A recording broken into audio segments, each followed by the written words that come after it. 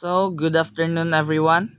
I am Santiago Aliap, and I will be discussing the parents' participation in the assessment process. First, what are the goals of why we include parents in the assessment process? There are three goals in the parents' participation in the assessment process, and these are the identifying data and family information, developmental and social history, and academic history. When we talk about identifying data and family information, why do we need to include the family? Family information is necessary, especially in providing information on the child's strengths and weaknesses at home. We can also determine the child's history and development.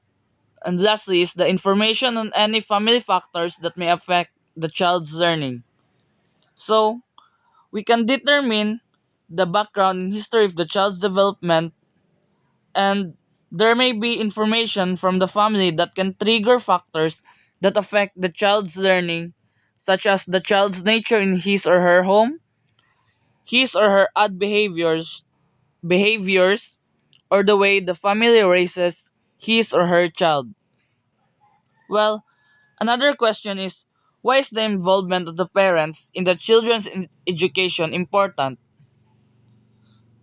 Involving parents improves students' grade and test scores, also improves social skills and good behavior. Why? Because after involving the parent in a child's education, the teacher or the demonstrator may gain information and ideas which the teacher can use to boost the child's learning. Also, the teacher will know the child's strengths and weaknesses. After everything of this happens successfully, the parents' confidence will be restored in their children's education. The next goal will be the academic history.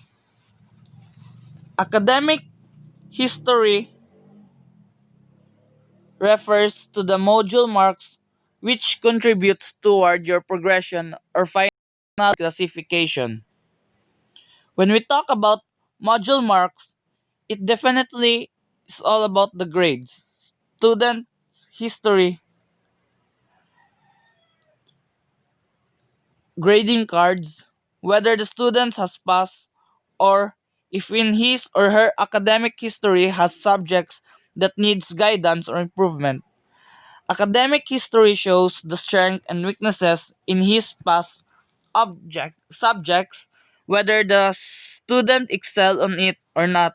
And last goal will be the developmental and social history.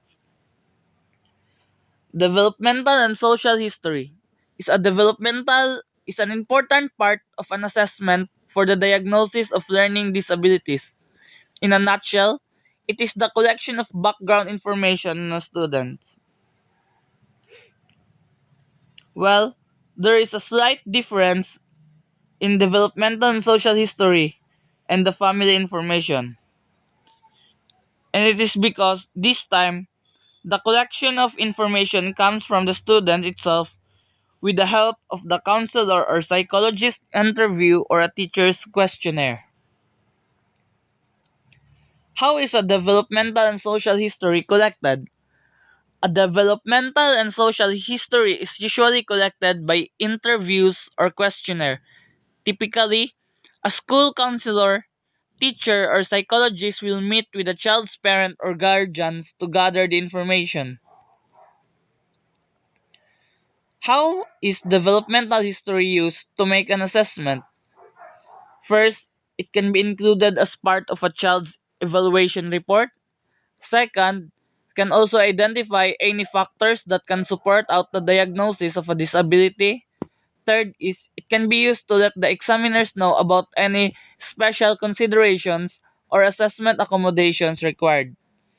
That will be all, and thank you.